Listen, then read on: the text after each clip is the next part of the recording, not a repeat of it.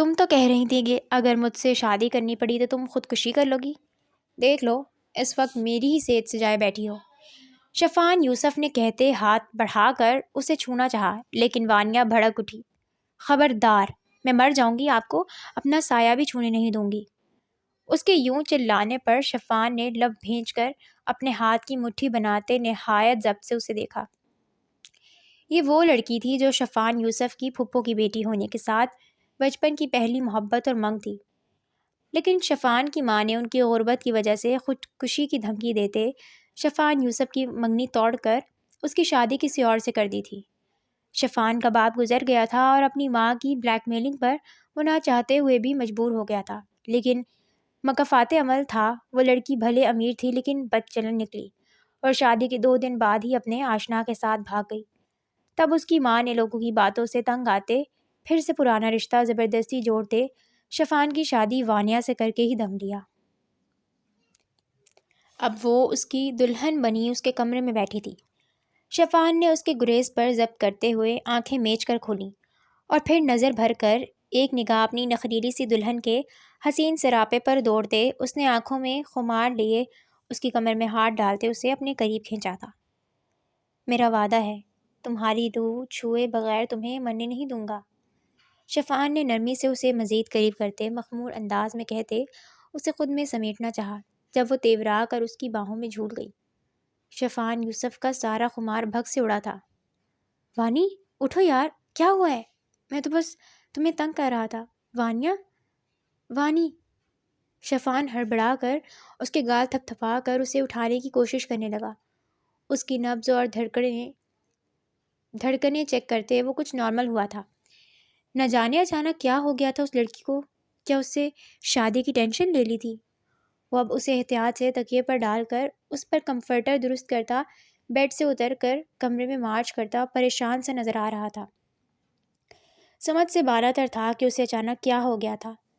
وہ اب اتنا خوفناک بھی نہیں تھا کہ اس کی دلہن اسے دیکھ کر ہی بے ہوش ہو جاتی۔ بیڈ پر لیٹی وانیہ نے ایک آنکھ ہلکی سی واہ کرتے ہوئے کمرے میں نظر دوڑاتے اطراف کا جائزہ لینا چاہا تھا۔ سامنے ہی حیران پریشان کھڑا شفان اب خود کو ہی سونگ کر چیک کر رہا تھا کہ کہیں اس سے کوئی اسمیل تو نہیں آ رہی جو وہ اس کے قریب آنے پر یوں بے ہوش ہو گئی ہے۔ اس کی حرکت پر وانیہ نے بمشکل لب دبا کر خود کو ہنسنے سے روکا تھا، ورنہ تو دل چاہ رہا تھا کہ زور زور سے کہکا لگائے۔ اپنی شاندار ایکٹنگ پر خود کو ہی داد دیتے وہ اپنی ایکٹنگ کنٹینیو کرتی پھر سے آنکھیں موند کر بے سدھ ہو گئی تھی۔ شفان بیچارہ ایک بار پھر اس کے قریب آتا، پاس ہی رکھے جگ میں سے پانی لیتا، اس کے چہرے پر ہلکے ہلکے چھینٹے مارنے لگا۔ مگر سلام تھا وانیہ میڈم کی شاندار اداکاری کو، مجال ہے کہ جو ذرے برابر جنبش کی ہو۔ وانیہ دل ہی دل میں خود کو داد پیش کرتی اپنی نظر اتارنے لگی تھی۔ آخر کو نہایت ہی ہونہار مانے جانے والے ریسکیو آفیسر شفان یوسف کو بیوقوف بنایا تھا۔ اس کی ہوش میں نہ آنے پر شفان اب مزید پریشان ہوا تھا، کہیں کچھ سیریس نہ ہو گیا ہو، اسے یہ سوچ کر پریشانی ہو رہی تھی۔ لیکن رات کے اس پہر، وہ بھی شادی کی پہلی رات، وہ اب کس سے رابطہ کرتا اور کیا کہتا؟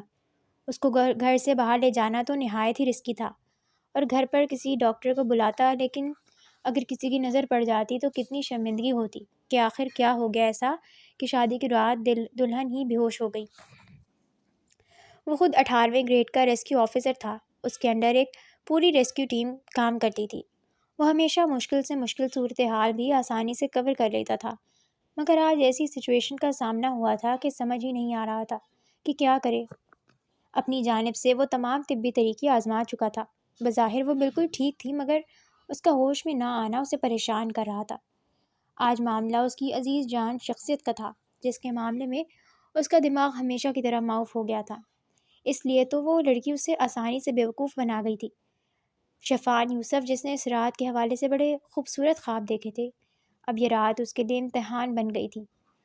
وانیہ میڈم تو بے ہوشی کی ایکٹنگ کرتی سو گئی تھی، جبکہ شفان بیچارہ اس کی پریشانی میں گھلتا ساری رات نہیں سو پایا تھا۔ وہ وقفے وقفے سے اس کی سانسیں تو کبھی دھڑکنیں چیک کرتا، خود کو ہی تسلی دیتا رہا کہ ہاں وہ ٹھیک ہے۔ اگلی صبح وانیا کی آنکھ کھلی تو اس کی نظر بے اختیار نیچے قالین پر بیٹھ کر پیشانی بیڈ کے کنارے پر ٹکائے اس کے ہاتھ کو مضبوطی سے تھام کر بچوں کی مانند سوتے ہوئے شفان پر پڑی تھی۔ وہ کچھ پل ساکت سے اسے دیکھے گئی۔ وہ شخص سوتے ہوئے اتنا معصوم اور پیارا لگ رہا تھا کہ کچھ پل وانیا اس پر سے اپنی نظریں نہیں ہٹا پائی۔ اگلے ہی پل اس نے اپنا سر جھٹک کر خود کو جیسے باور کرایا کہ یہ شخص زبردستی اس کی زندگیوں میں مسلط کیا گیا ہے۔ وہ منہ بنا کر کچھ وقت پہلے ہوئے تمام واقعات ذہن میں دہرانے لگی۔ جب اسے شفان کی شادی کی خبر ملی تھی تب جہاں اس کی ماں پریشان ہوئی تھی وہیں پر وانیا نے شکر کا سانس لیا تھا۔ وہ اپنے بچپن کے رشتے اور منگیتر سے اتنی ہی بیزار تھی کہ اس کی شادی کی خبر اس کے لیے سکون کا باعث بنی تھی، مگر افسوس اس کے سکون اور خوشیوں کو شاید اس کی اپنی ہی نظر لگ گئی تھی، کیونکہ شفان کی بیوی شادی کے دوسرے ہی دن بھاگ گئی تھی، جس پر وانیا کے نزدیک وہ حق بجانب تھی۔ بھلا شفان یوسف جیسے شخص کے ساتھ کون رہ سکتا تھا؟ مگر اصل قیامت تو اس پر تب ٹوٹی جب اس کی ممانی لوگوں کے طنز و طعنوں سے تنگ آ کر اپنے سڑے ہوئے شادی شدہ بیٹے کا رشتہ لے کر ان کے گھر آ پہنچی۔ وانیا کے تو بس میں ہوتا تو وہ انہیں اچھا خاصا سنا کر باقاعدہ دھکے دے کر گھر سے نکالتی، مگر افسوس اس کے گھر میں اس سے زیادہ اس کی ماں کی چلتی تھی، اور اس کی ماں تو ٹھہری صدا کی بھولی اور میکے والوں کو چاہنے والی خاتون۔ اپنی بھابھی کے مگر مت جیسے آنسو اور اپنے بھتیجے کی اداس بندر جیسی شکل دیکھ کر فوراً پگھل گئی۔ ان کے مطابق شفان ویسے بھی ان کے مرحوم بھائی کی اکلوتی اولاد تھا، اسے نہ تو کر ہی نہیں سکتی تھی، اس لیے تو اپنی بیٹی قربان کرنے کا سوچ لیا۔ مگر وانیا نے ممانی اور ان کے خراٹ سے بیٹے کے جانے کے بعد خوب ہنگامہ کیا، جسے کسی خاطر میں نہ لاتے ہوئے اس کی ماں نے مکمل نظر انداز کر دیا۔ شفان اس دن اپنی پھپھو سے ملنے آیا تھا جب وہ محترمہ اس کی شان میں قصیدے پڑھتی اسے شادی کی صورت میں مرنے کی دھمکیاں دے رہی تھی، مگر اس کی ماں نے مجال ہے جو اس کو ذرا بھی سیریس لیا ہو، اور پھر بے انتہا احتجاج، بھوک ہڑتال اور خودکشی کی دھمکیوں کے بعد وہی ہوا جو اس کی ماں چاہتی تھی۔ وہ نہ چاہتے ہوئے بھی شفان یوسف کی دلہن بن کر یہاں آ گئی تھی، مگر دل میں پکا عزم تھا کہ محترم شفان یوسف اور ان کی والدہ ماجدہ کو وہ سبق سکھائے گی کہ وہ دونوں کانوں کو ہاتھ لگا کر اسے واپس اس کی اماں جی کے پاس چھوڑ آئیں گے۔ چھچورا انسان کیسے مجھ سے رات کو چپک رہا تھا جیسے پہلے شادی ہو، ضرور پہلی بیوی کے اس کے چھچورے پن کی وجہ سے بھاگ گئی۔ محترم کی میرے بس میں ہوتا تو میں چھپکلی بنا کر ہمیشہ کے لیے دیوار میں چپکا دیتی انہیں۔ خونخوار نظروں سے مقابل کو دیکھتے ہوئے وہ دل ہی دل میں بڑبڑا کر ارد گرد دیکھنے لگی۔ رات کو اس نے اچھا سبق سکھایا تھا مقابل کو، مگر اتنا کافی نہیں تھا، اس لیے وہ اب پھر سے صبح ہی صبح اسے زج کرنے کے لیے کوئی نئی خرافات سوچ رہی تھی۔ تبھی ٹیبل پر پڑے جگ پر نظر پڑتے ہی اس کی آنکھیں چمکی تھیں۔ تھوڑا سا آگے ہوتے بنا کوئی آواز کیے وہ جگ اٹھاتے اگلے ہی پل ٹھنڈا یخ پانی مقابل پر الٹ گئی تھی۔ شفان جو کچھ وقت پہلے ہی سویا تھا، اس اچانک افتاد پر وہ ہڑبڑا کر اٹھا تھا۔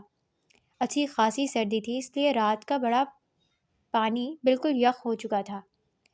شفان یوسف صبح صبح اس قدر ٹھنڈے پانی میں نہایا پورا کام گیا تھا۔ اس نے خونخوار نظروں سے بیڈ پر بیٹھی اپنی زوجہ کو دیکھا، جو کہ اس کارروائی کے بعد اب معصومیت کی مورت بن گئی تھی۔ وہ میں کب سے آپ کو آواز دے رہی تھی، آپ اٹھ ہی نہیں رہے تھے، اس لیے میں بہت ڈر گئی تھی، اس لیے میں نے وانیا نے آنکھیں پٹپٹا کر معصومیت سے جھوٹ بولتے ہوئے ہونٹ لٹکایا تو بیچارہ شفان مقابل کی معصومیت پر ہی دل ہارتا شانت ہو گیا۔ اس بیچارے نے تو ساری رات پریشان ہونے کے باوجود بھی اس پر پانی الٹنے کا سوچا بھی نہیں تھا، اور محترمہ نے ذرا سا دیر میں ہی اسے ٹھنڈے پانی میں نہلا دیا تھا۔ وہ بیچارہ ٹھنڈی سانس ہی لے کر رہ گیا۔ اسے صحیح سلامت دیکھ کر دل کو سکون آیا تھا، اس لیے اس کی اس کارروائی کو مکمل نظر انداز کرتا وہ کبرڈ سے اپنے لیے کپڑے نکال کر واش روم میں بند ہو گیا۔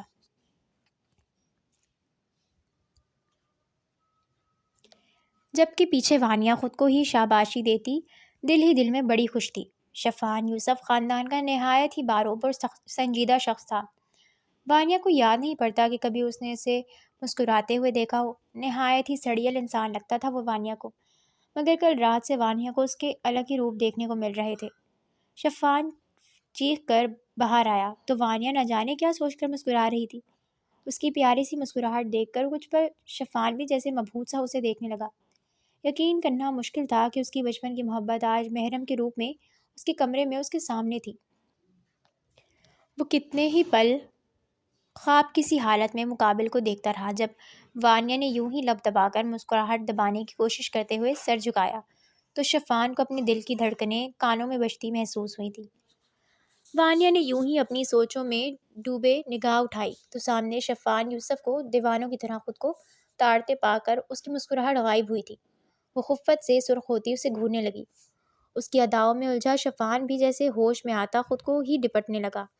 بھلا کیا ضرورت تھی اپنی ہی بیوی کو یوں ندیدوں کی طرح گھورنے کی؟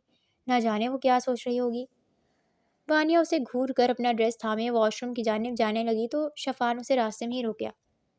اب کیسی طبیعت ہے تمہاری؟ رات کو تم اچانک بے ہوش ہو گئی تھی، میں بہت پریشان ہو گیا تھا۔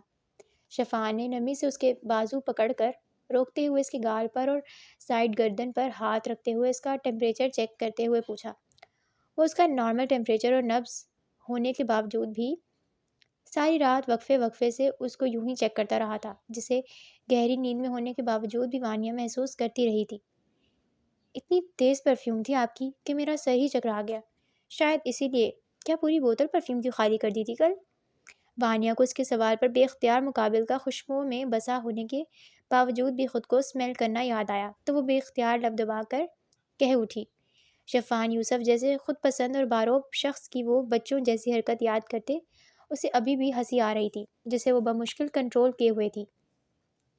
کیا واقعی زیادہ اسٹرانگ تھی؟ سوری، مجھے آئیڈیا نہیں تھا کہ تمہیں زیادہ اسٹرانگ فریگرنس پسند نہیں۔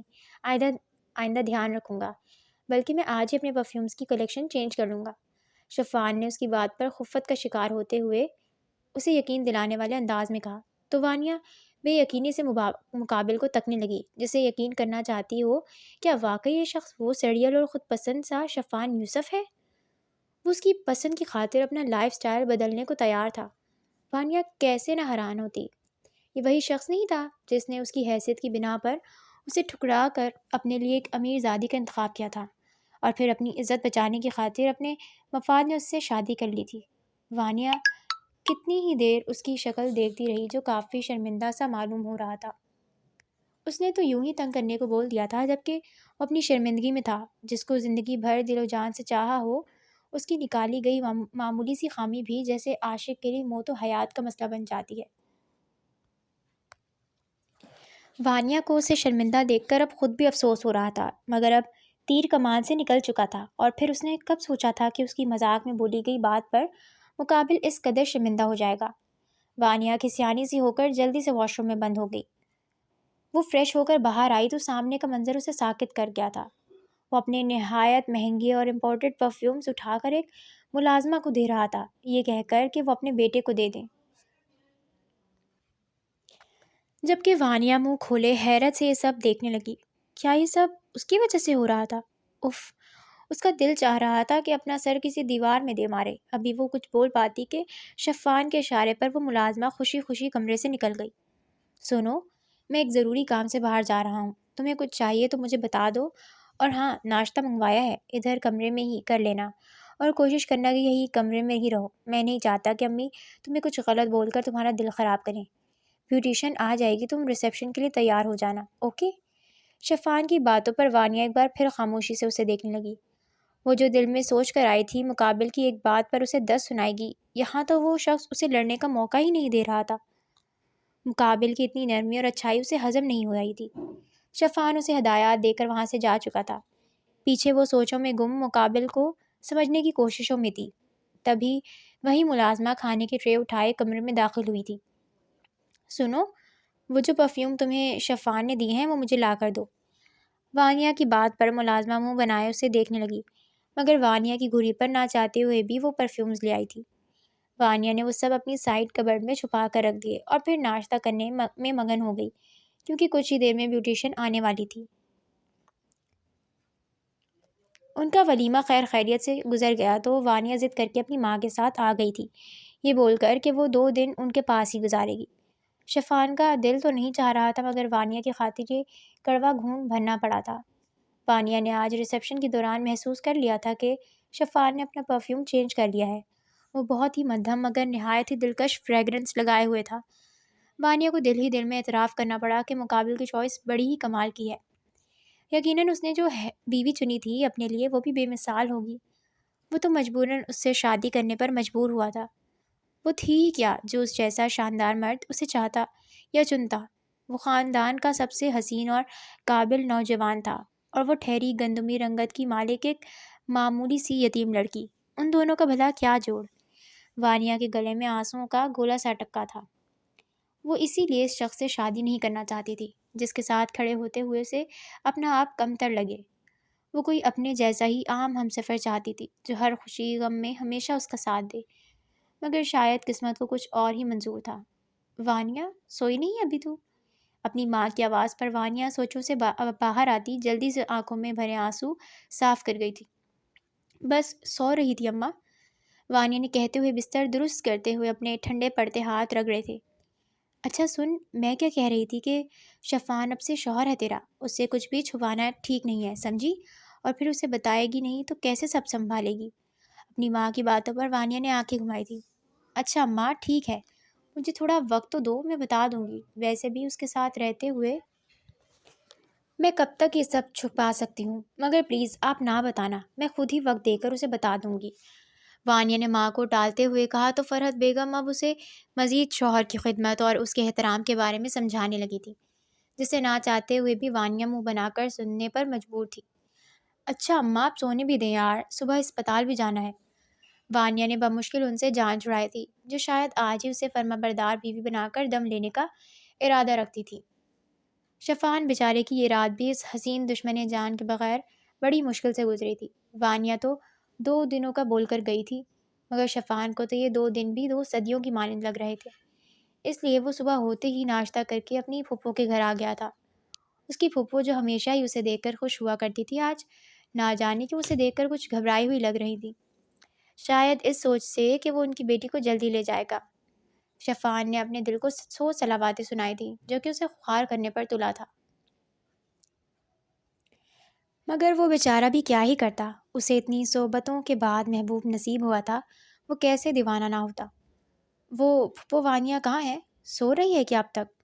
وہ کافی دیر تک اپنی پھپھو کے پاس بیٹھا گپ شپ کرتا رہا تھا، مگر بے چین نظریں بار بار ارد گرد بھٹکتی کسی کی متلاشی تھی۔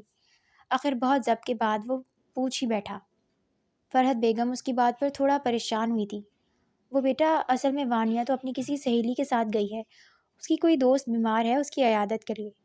فرحت بیگم نے ذرا جذبس ہو کر بتایا تو شفان چونک کر انہیں دیکھنے لگا۔ کچھ تو گڑبڑ تھی، ایسا لگ رہا تھا کہ وہ کچھ گھبرا رہی ہیں اور شاید کچھ چھپا بھی رہی ہیں، مگر اس نے گریدنا مناسب نہ سمجھا۔ البتہ دل بدھ سا گیا تھا۔ وہ جس سے ملنے کی خاطر وہ ساری رات بے چین رہا تھا، وہ تو اپنی سہیلیوں کے ساتھ نکلی ہوئی تھی۔ وہ کچھ دیر بیٹھ کر واپس گھر آ گیا تھا۔ اسے زیادہ چھٹیاں نہیں ملی تھیں، کل سے اپنی جاب پر جانا تھا اور وہ آج کا دن اس سنگ دل لڑکی کے ساتھ گزارنا چاہتا تھا، مگر وہ نہ جانے کہاں اپنی دوستوں کے ساتھ غائب تھی۔ وہ دن بھی ایسے ہی اس نے بے سکونی میں گزار دیے تھے۔ اس نے اسے کال بھی کی تھی، مگر محترمہ نے کال اٹینڈ کرنے کی بھی زحمت نہیں کی تھی۔ وہ دوبارہ پھپھو کی طرف بھی نہیں گیا تھا کیونکہ وہ اسے دیکھ کر جیسے پریشان ہوئی تھی، وہ اب دوبارہ ہمت نہیں کر پا رہا تھا۔ دوسری جانب وانیہ رات کو تھکی ہاری سی گھر آتی اپنے بستر پر گر سی گئی تھی۔ اس کا ارادہ سونے کا تھا، مگر اپنی ماں کو دیکھ کر وہ نہ چاہتے ہوئے بھی اٹھ کر بیٹھ گئی تھی۔ شفان آیا تھا آج، تمہارا پوچھ رہا تھا۔ میرا تو دل ہی پریشان ہو گیا تھا، تم اسے بتا کیوں نہیں دیتی ہو سب سچ؟ میں نے کتنی مشکل سے اس بچے سے جھوٹ بولا، اور یہ سب کب تک چلے گا؟ ایسے تو تم اپنے سسرال میں نہیں ٹک پاؤ گی۔ تم یہ سب چھوڑ کیوں نہیں دیتی وانیہ؟ اب اپنے شوہر اور گھر کو توجہ دو۔ وانیہ نے اپنی ماں کی آخری بات پر بے یقینی سے سیدھا ہو کر انہیں شکوہ کرا نگاہوں سے دیکھا۔ اماں، آپ کو یاد ہے نا میں نے اسی شرط پر شادی کے لیے ہاں کی تھی، اب پھر؟ وانیہ نے افسوس سے اپنی ماں کو دیکھا، جن کو ایک اس کی چھوڑ کر باقی سب کی فکر تھی۔ اماں یار، پورا دن کی تھکی ہوئی ہوں اور آپ اپنے لیکچر لے کر بیٹھ گئی ہو۔ دیکھ لوں گی میں آپ کے داماد کو بھی، کیوں فکر کرتی ہو؟ وانیہ نے بڑی مشکل سے اپنی ماں کو سمجھا بجھا کر بہلایا تھا۔ اف، بے فکر رہیں اماں، آپ کے داماد کو تو سچ پتہ چلنے سے پہلے ہی پاگل خانے پہ پہنچا دوں گی۔ وانیہ بیڈ پر گرتے ہوئے پھر سے اپنے دماغ میں شفان یوسف اور ان کی والدہ ماجدہ کی زندگی جہنم بنانے کے منصوبے بنانے لگی تھی۔ شفان یوسف آج وانیہ کو لینے جا رہا تھا۔ یہ 2 دن بھی اس نے کیسے گزارے تھے یہ وہی جانتا تھا۔ وہ تیار ہو کر صبح ہی صبح فرحت بیگم کے گھر پہنچ گیا تھا۔ دل ہی دل میں وہ دعا کر رہا تھا کہ وہ محترمہ آج گھر پر ہی مل جائے، کیونکہ ان 2 دنوں میں اس نے جیسے اس کی کالز اور میسیجز کو اگنور کیا تھا، اس سے مقابل نے یہی نتیجہ اخذ کیا تھا کہ وہ لڑکی تو شاید واپس آنا ہی نہیں چاہتی۔ اب بھی وہ دل ہی دل میں ڈر رہا تھا کہ کہیں کچھ دن اور رہنے کا نہ بول دے۔ 2 دن تو اس نے صرف اور صرف فرحت بیگم کی خاطر صبر کیا تھا، مگر وہ مزید اس سے دور نہیں رہ سکتا تھا۔ آج تو چاہے جو ہو جاتا اسے تو وہ ضرور واپس لائے گا۔ وہ دل ہی دل میں مصمم ارادہ کرتا گاڑی فرحت بیگم کے گھر سے ذرا فاصلے پر روکتے وہ دھڑکتے دل کے ساتھ ان کا دروازہ بجانے لگا۔ ارے شفان، میرے بچے آؤ، بڑے ہی اچھے وقت پر آئے ہو، آ جاؤ مل کر ناشتہ کرتے ہیں۔ فرحت بیگم اسے دیکھ کر بڑی محبت سے بولی تو شفان ان کی بات پر سر ہلاتا ان کی تقلید میں اندر داخل ہوا تھا۔ دروازے پر کون تھا اماں؟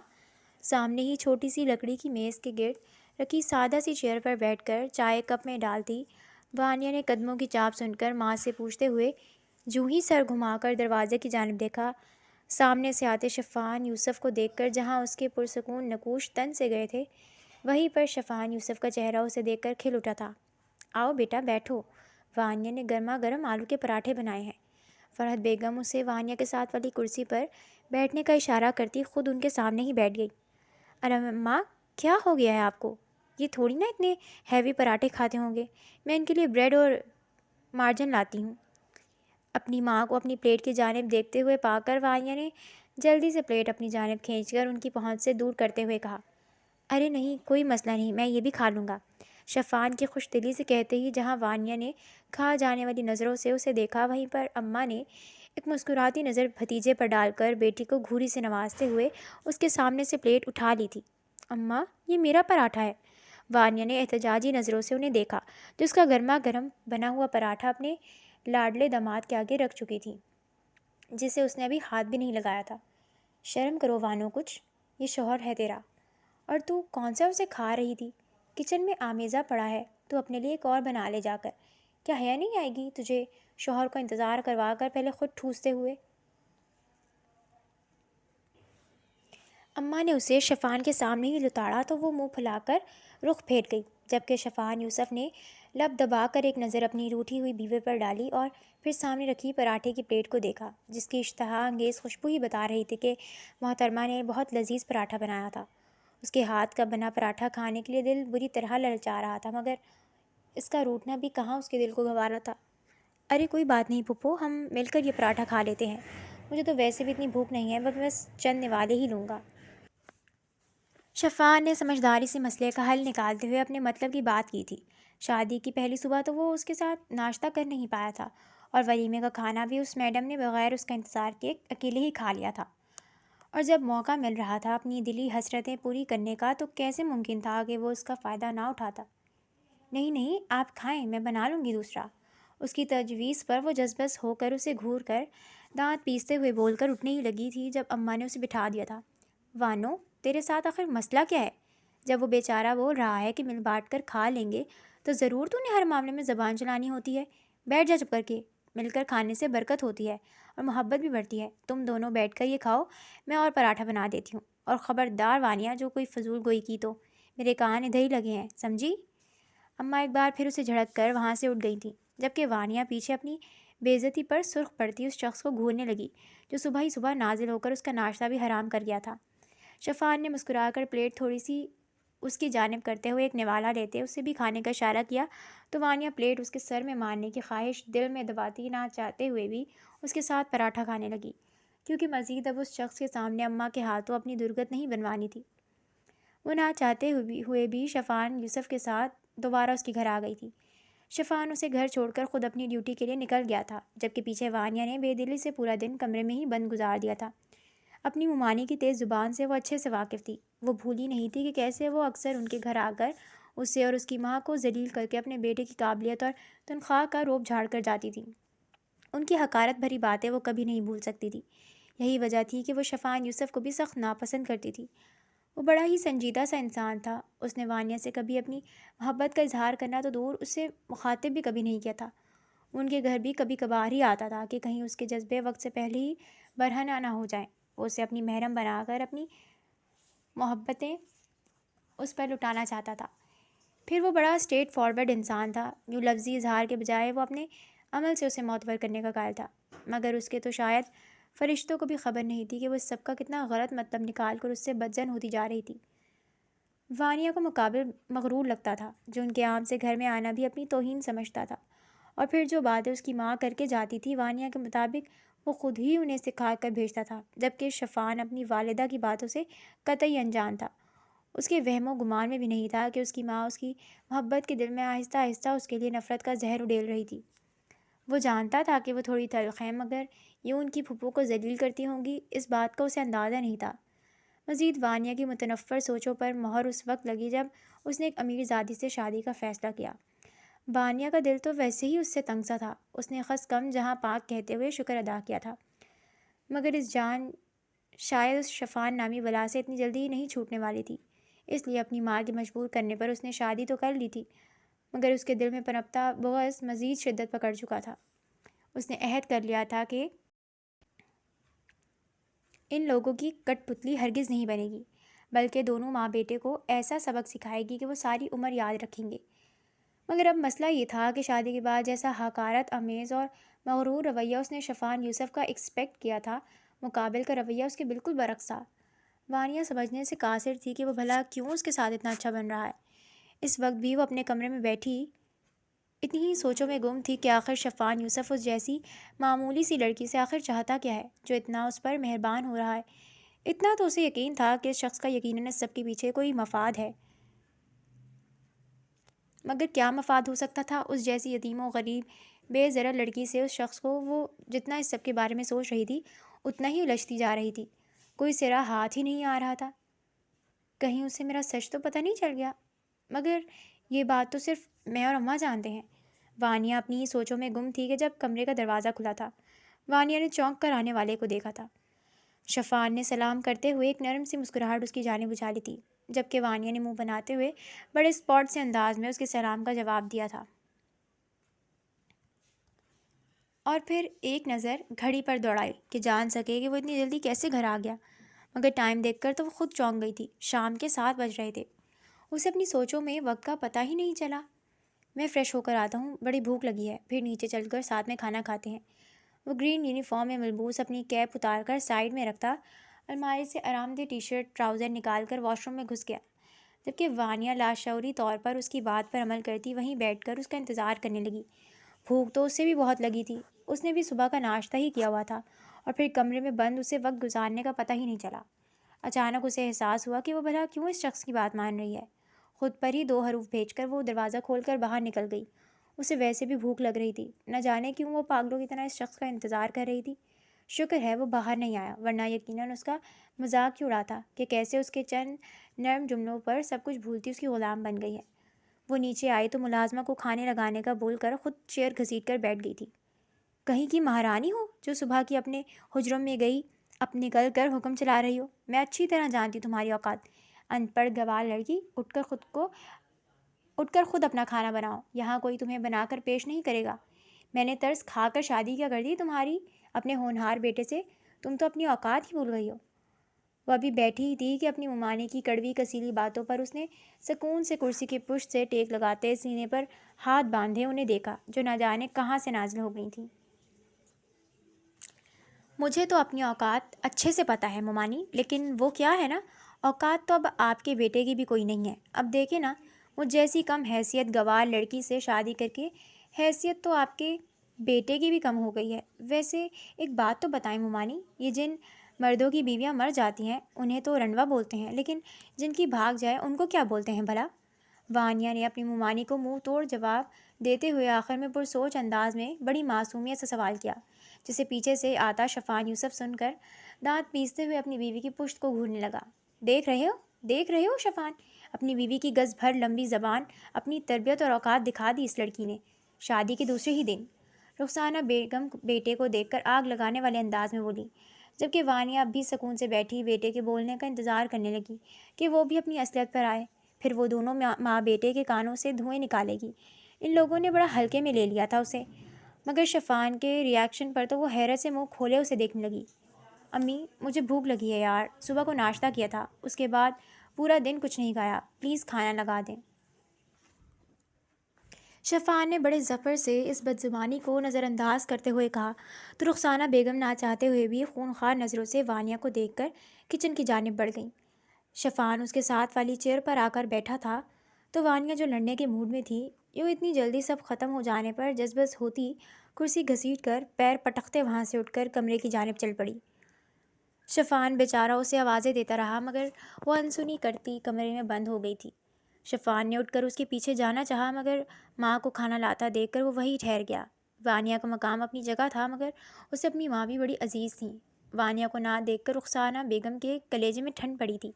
وہ اب اپنے بیٹے کی پلیٹ میں کھانا نکالتی بڑی خوش نظر آ رہی تھی، جبکہ شفان کی بھوک مر چکی تھی۔ وہ بس ماں کا دل رکھنے کی خاطر ہی چند لقمے زہر مار کر کھانے لگا۔ شفان رخسانہ بیگم کو کھانا کھلا کر دوائی دیتا سونے کی ہدایت کر کے اب کھانے کی ٹرے لیے اپنے کمرے کی جانب آیا تھا۔ جب سے ملازمہ سے پتہ چلا کہ اس نے دوپہر کو بھی کھانا نہیں کھایا اور اس کی ماں نے کھانا کمرے میں پہنچانے سے منع کیا تھا، وہ تب سے مزید بے چین تھا۔ شاید وہ اسی لیے اتنا بھڑک رہی تھی، آخر کو پورے دن کی بھوکی تھی۔ وہ اپنی بیمار ماں کو اب کیا کہتا مگر ان کا یہ عمل اسے افسردہ کر گیا تھا۔ وہ جانتا تھا کہ وہ وانیہ کو پسند نہیں کرتی، وہ تو روز ازل سے اس رشتے کے خلاف تھی۔ وہ تو اس کے والد نے دونوں کا رشتہ طے کیا تھا مگر وہ ایسا کچھ کریں گی شفان کو اندازہ نہیں تھا۔ وہ اس کی بیوی کا کھانا بند کرتی اسے ہی انجانے میں تکلیف دے گئی تھی۔ وہ بڑا بے چین سا کمرے میں داخل ہوا، ڈر تھا کہیں وہ سب کے بعد رو نہ رہی ہو، مگر وہ تو بڑے آرام سے صوفے پر بیٹھی موبائل چلا رہی تھی۔ شفان کھانے کی ٹرے لیے اس کے پاس آیا تو وانیہ نے ایک آئی برو چکا کر اسے دیکھا۔ آئی ایم سوری یار، مجھے پتہ ہے کہ امی نے اچھا نہیں کیا، میں ان کی طرف سے معافی مانگتا ہوں۔ آ جاؤ کھانا کھا لو پلیز، کھانے سے کیا ناراضگی۔ شفان اس کے پاس آ کر نرم لہجے میں بولا، مجھے نہ تو تمہاری ماں کی طرف سے معافی چاہیے اور نہ تمہارا کھانا۔ میں نے اپنی ایک دوست کو بلایا، وہ مجھے لینے آ رہی ہے، میں اسی کے ساتھ باہر سے کھانا کھا لوں گی۔ وانیہ کے لاپرواہی سے کہنے پر شفان ضبط سے اسے دیکھنے لگا۔ آئی ایم سوری یار، ایسے تو مت کرو، تمہیں باہر سے کچھ کھانا ہے تو مجھے بتاؤ یار، یوں اس وقت دوست کو بلانا اچھا لگتا ہے کیا؟ وانیہ کو یقین تھا وہ اس بات کو انا کا مسئلہ بنا کر جھڑک جائے گا، مگر وہ حیران رہ گئی جب وہ گھٹنوں کے بل اس کے پاس بیٹھ کر بے بسی سے التجائی انداز میں اسے سمجھانے لگا، یہ تماشا اب روز کا ہی ہے، میں اب مزید تمہاری ماں کے ساتھ ایک لمحہ نہیں رہ سکتی، یا تو اپنی ماں کو یہاں سے نکالو یا پھر مجھے 3 لفظ سنا کر ہمیشہ کے لیے آزاد کر دو۔ وانیہ نے اس کی نرمی پر دانت پیستے ہوئے اب کی بار آخری پتا پھینکا۔ اچھے سے اندازہ تھا کہ ماں کو نہیں چھوڑ سکتا، اسے ہی چھوڑ دے گا، ویسے بھی وہ کون سا من چاہی تھی۔ شفان اس کی بات پر ساکت سا اسے دیکھے گیا۔ کتنی آسانی سے، کتنے سکون سے بول دیا تھا اس نے کہ 3 لفظ سنا کر آزاد کر دے، جبکہ اس کا دل تو کام گیا تھا۔ وہ جیسے اتنی مشقتوں کے بعد پایا تھا، اسے کیسے چھوڑ سکتا تھا؟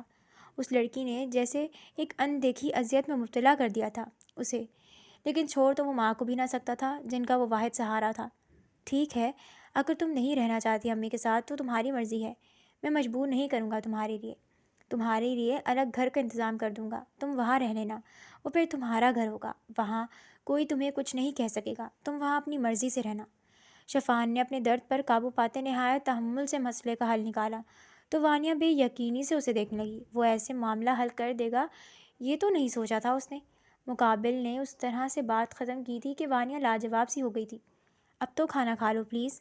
شفان کی ملتجی انداز پر اس نے نہ چاہتے ہوئے بھی کھانے کی ٹرے اپنی جانب کھسکائی تھی، جس پر شفان نے شکر کا سانس لیا۔ وہ کھانا کھاتے ہوئے اب اپنی فرینڈ کو میسج کر رہی تھی۔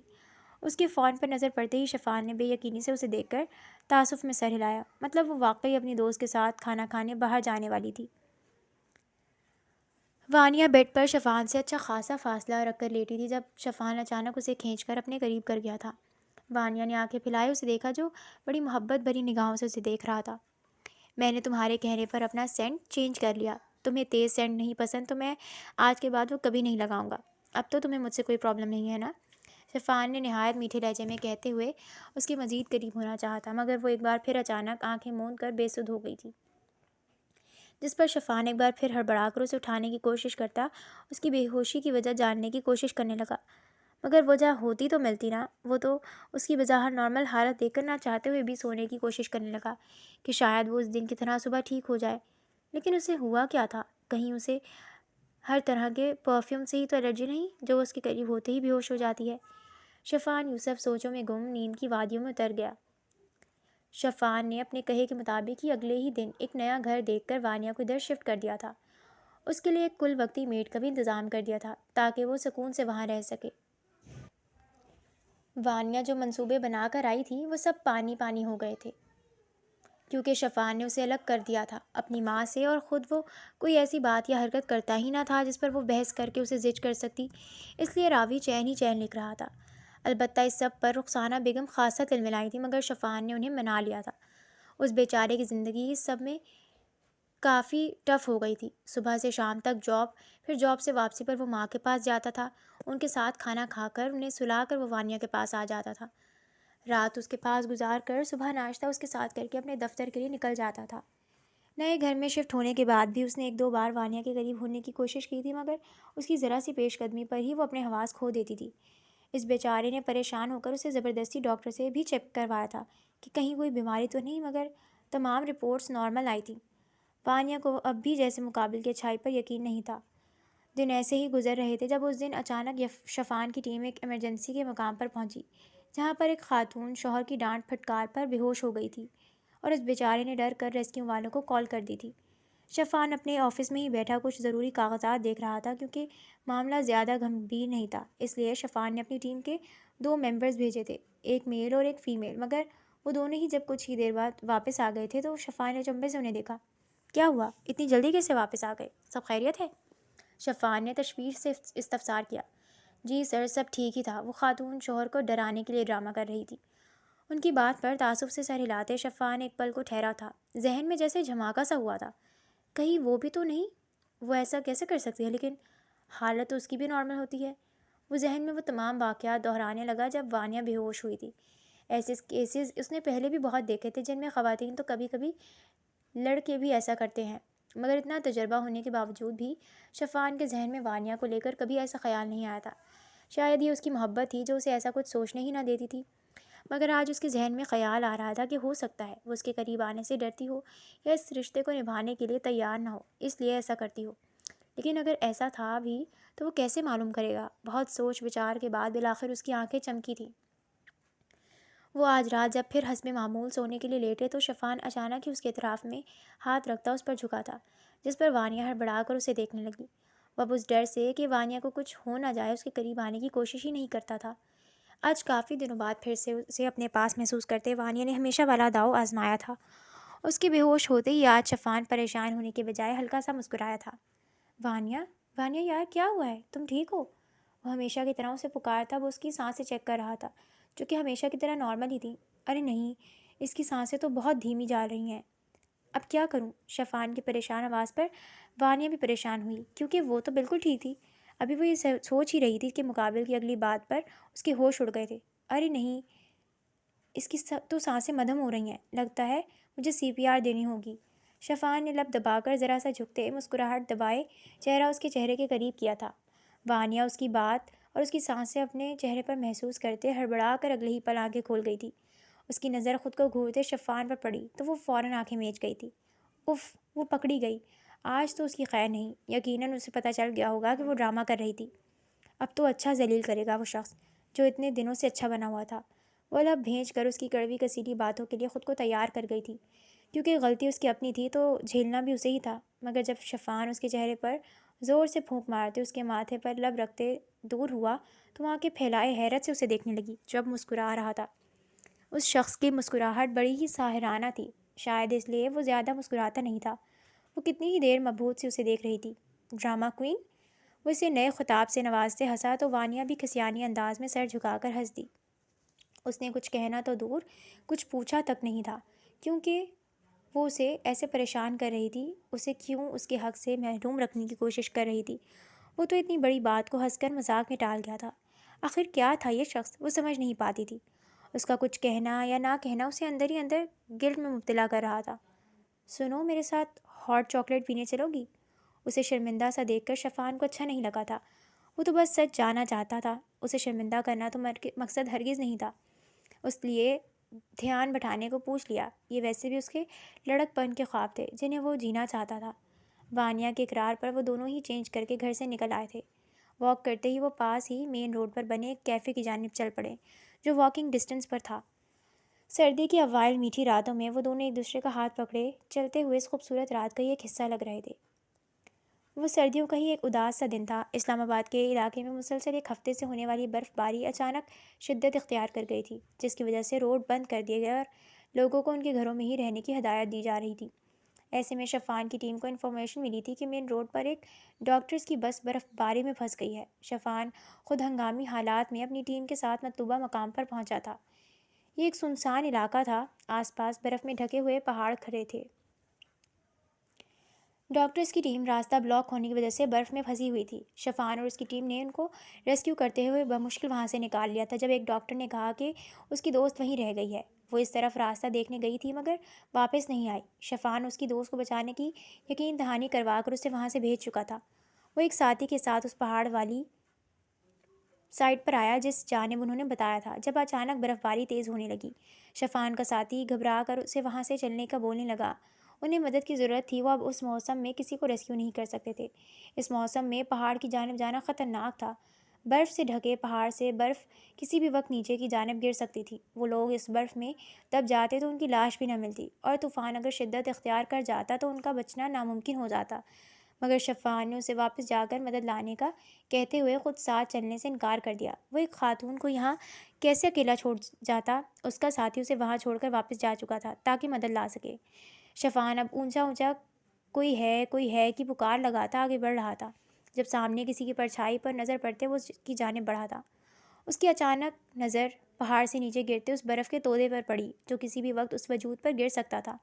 وہ تیزی سے اس کی جانب بڑھا تھا۔ اسے بازو سے پکڑتے وہ سامنے موجود ایک غار نما اوٹ میں جا چھپا تھا۔ آپ ٹھیک ہیں؟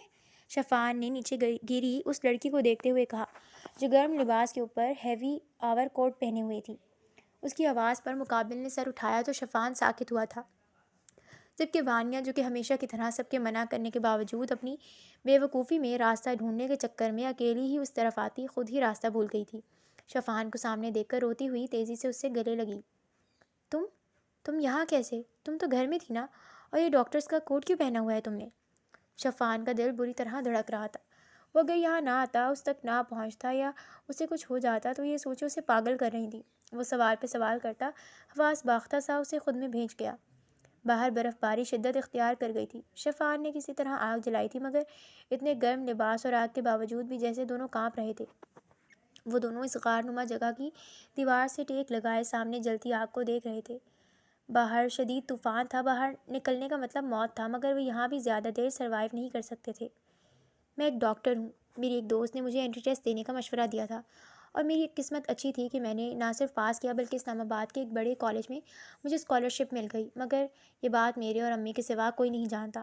ہم غریب ماں بیٹی سے ویسے بھی کوئی تعلق نہیں رکھتا، تو خاندان والوں سے چھپانا آسان تھا۔ پھر میں نہیں چاہتی تھی کہ کوئی میری جاب میرے پیسے کے لیے مجھے جج کرے اور میرے ساتھ اچھائی کا ڈھونگ کرے، اس لیے اس بات کو راز ہی رہنے دیا۔ شادی کے بعد مجھے ڈر تھا کہ یہ راز کھل جائے گا، مگر دوسرے گھر میں شفٹ ہونے پر میں آپ کے آفس جانے کے بعد بآسانی ہسپتال چلی جاتی تھی۔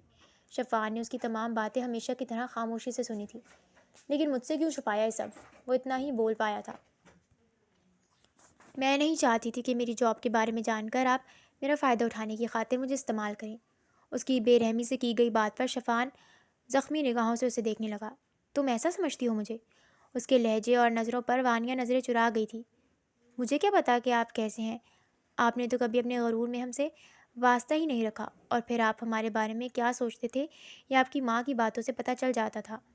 وانیا کی بات پر شفان الجھ کر اسے دیکھنے لگا۔ کیا پتہ چل جاتا تھا؟ کیا سوچتا تھا میں تمہارے اور پھپھو کے بارے میں؟ اس نے اپنی الجھن کو زبان دی تھی۔ حقیر۔ اسے ایک لفظی جواب سے شفان پر واضح ہو گیا تھا کہ وہ دوریاں جو اپنے جذبوں کو پوشیدہ رکھنے کو بنائی تھیں وہ بہت نقصان دہ ثابت ہوئی تھیں۔ شادی کے بعد کب لگا تمہیں کہ میں تمہیں حقیر سمجھتا ہوں؟ وہ بے اختیار پوچھنے لگا۔ ماضی کی بحث بیکار تھی۔ وہ سمجھ گیا تھا کہ غلطی اس کی ہے۔ شادی کے بعد تو کبھی نہیں لگا۔ شاید کوئی مفاد ہوگا آپ کا۔ وانیا نے اپنے دل کی بات کو زبان دی تھی۔ کیسا مفاد؟ شفان کی بات پر وہ اسے دیکھنے لگی۔ یہ تو آپ ہی بتا سکتے ہیں۔ وانیہ نے کندھے اچکا کر لا علمی کا اظہار کیا۔ صحیح کہا، مفاد تو تھا میرے دل کا مفاد، آخر کو اس دل کی پہلی اور آخری محبت تھی تم۔ شفان کی بات پر وہ بے یقینی سے اسے دیکھنے لگی۔ اس شخص کے جوابات اسے ہمیشہ لاجواب کر دیتے تھے۔ وہ شاید یہی سمجھتی کہ اس کے عہدے کے بارے میں جان کر ایسا بول رہا ہے، مگر مقابل کا سابقہ رویہ ظاہر کرتا تھا کہ جھوٹ نہیں کہہ رہا تھا وہ۔ اور پھر ویسے بھی اب ان حالات میں جب دونوں ہی جینے کی امید چھوڑے ہوئے تھے، وہ کیسے جھوٹ بول سکتا تھا؟ کب سے؟ اس کے کانپتے لب بے اختیار ہلے تھے۔ شاید تب سے جب سے اس دل نے جانا کہ میری منگ ہو تم۔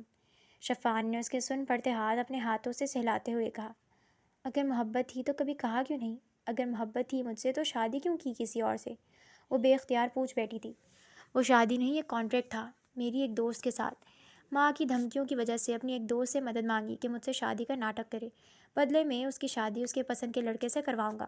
اور جہاں تک ازا کی بات ہے تو مجھے لگتا تھا کہ اظہار ضروری نہیں ہوتا۔ وانیہ اس کے معصوم جواب پر نم سا ہنسی تھی۔ تو آپ کیوں بتا رہے ہو؟ وانیہ کے سوال پر وہ معصومیت سے اسے دیکھنے لگا۔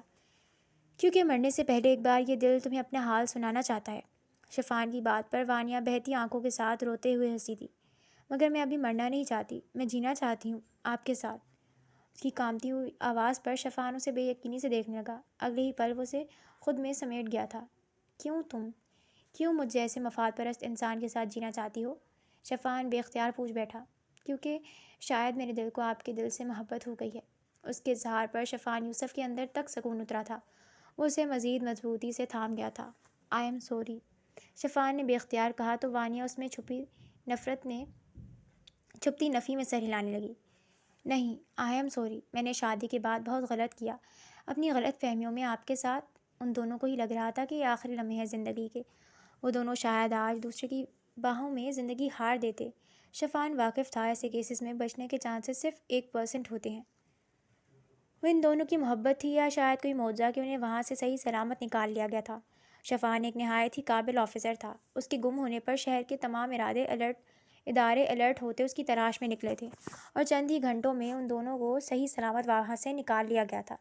شفان کے لیے یہ حادثہ بہت ہی خوبصورت ثابت ہوا تھا، جس میں اسے اس کی محبت مل گئی تھی، جبکہ وانیہ کا دل جو نہ جانے کب سے شفان کے نام پر دھڑکتا تھا، اب اس کی محبت پر ایمان لے آیا تھا۔ شفان نے واپس آنے کے کچھ دنوں بعد آج ایک دعوت رکھی تھی، جس میں وہ سب پر اپنی بیوی کی قابلیت ثابت کرنے والا تھا۔ وہ تیار ہو رہا تھا جب پرفیوم اسپرے کرنے کے لیے اس کا بڑھایا گیا ہاتھ وانیہ نے تھام لیا تھا۔ شفان کی سوالیہ نظروں پر اس نے ایک باکس اس کے سامنے کیا، جس میں اس کے فیوریٹ پرفیومز کی کلیکشن تھی، جو اس نے وانیہ کی خاطر چھوڑ دی تھی۔ وہ بے اختیار مسکرایا تھا۔ وانیہ ایک قابل ڈاکٹر ہے، یہ بات سن کر تمام